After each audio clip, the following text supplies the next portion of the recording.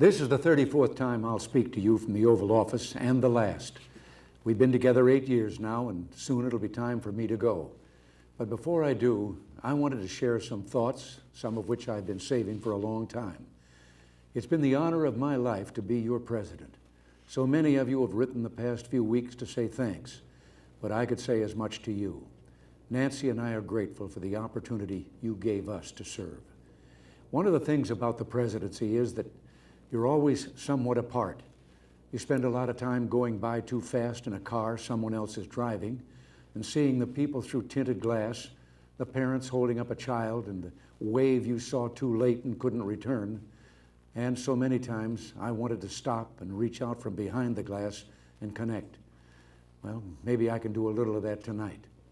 People ask how I feel about leaving, and the fact is, parting is such sweet sorrow. The sweet part is California and the ranch and freedom. The sorrow, the goodbyes, of course, and leaving this beautiful place. You know, down the hall and up the stairs from this office is the part of the White House where the president and his family live. There are a few favorite windows I have up there that I like to stand and look out of early in the morning. The view is over the grounds here to the Washington Monument, and then the Mall, and the Jefferson Memorial. But on mornings when the humidity is low, you can see past the Jefferson to the river, the Potomac, and the Virginia shore. Someone said that's the view Lincoln had when he saw the smoke rising from the Battle of Bull Run. Well, I see more prosaic things. The grass on the banks, the morning traffic as people make their way to work, now and then a sailboat on the river. I've been thinking a bit at that window. I've been reflecting on what the past 8 years have meant and mean. And the image that comes to mind like a refrain is a nautical one. A small story about a big ship and a refugee and a sailor. It was back in the early 80s, at the height of the boat people, and the sailor was hard at work on the carrier Midway, which was patrolling the South China Sea. The sailor, like most American servicemen, was young, smart, and fiercely observant. The crew spied on the horizon a leaky little boat, and crammed inside were refugees from Indochina hoping to get to America. The Midway sent a small launch to bring them to the ship in safety.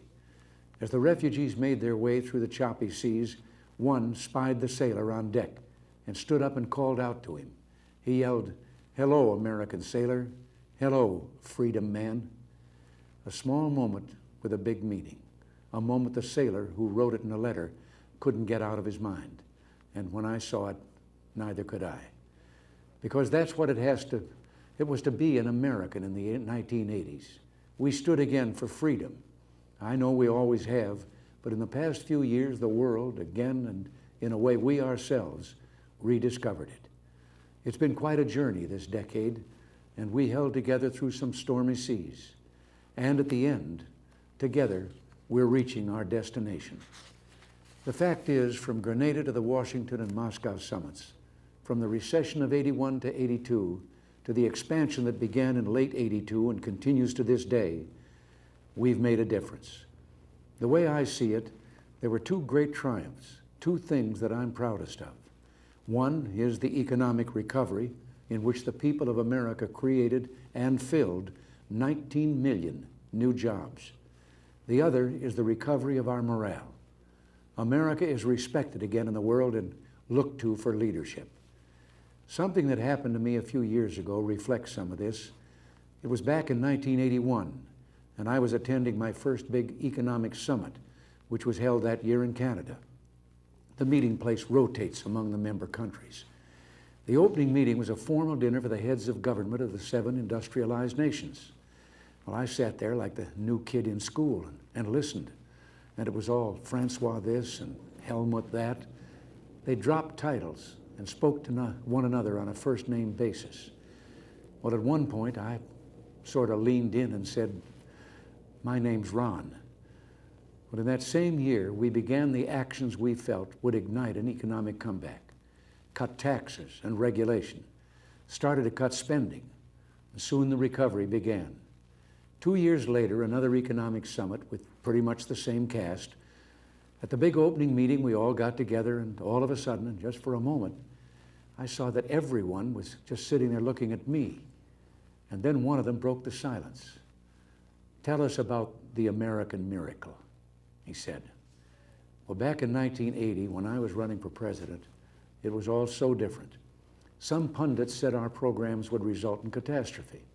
Our views on foreign affairs would cause war. Our plans for the economy would cause inflation to soar and bring about economic collapse. I even remember one highly respected economist saying back in 1982 that the engines of economic growth have shut down here, and they're likely to stay that way for years to come. Well, he and the other opinion leaders were wrong. The fact is, what they called radical was really right. What they called dangerous was just desperately needed. And in all of that time, I won a nickname, the Great Communicator. But I never thought it was my style or the words I used that made a difference. It was the content. I wasn't a great communicator, but I communicated great things. And they didn't spring full bloom from my brow. They came from the heart of a great nation, from our experience, our wisdom, and our belief in the principles that have guided us for 2 centuries. They called it the Reagan Revolution. Well, I'll accept that. But for me, it always seemed more like the great rediscovery, a rediscovery of our values and our common sense. Common sense told us that when you put a big tax on something, the people will produce less of it. So we cut the people's tax rates, and the people produced more than ever before. The economy bloomed like a plant that had been cut back and could now grow quicker and stronger. Our economic program brought about the longest peacetime expansion in our history. Real family income up, the poverty rate down, entrepreneurship booming, and an explosion in research and new technology. We're exporting more now than ever because American industry became more competitive. And at the same time, we summoned the national will to knock down protectionist walls abroad instead of erecting them at home.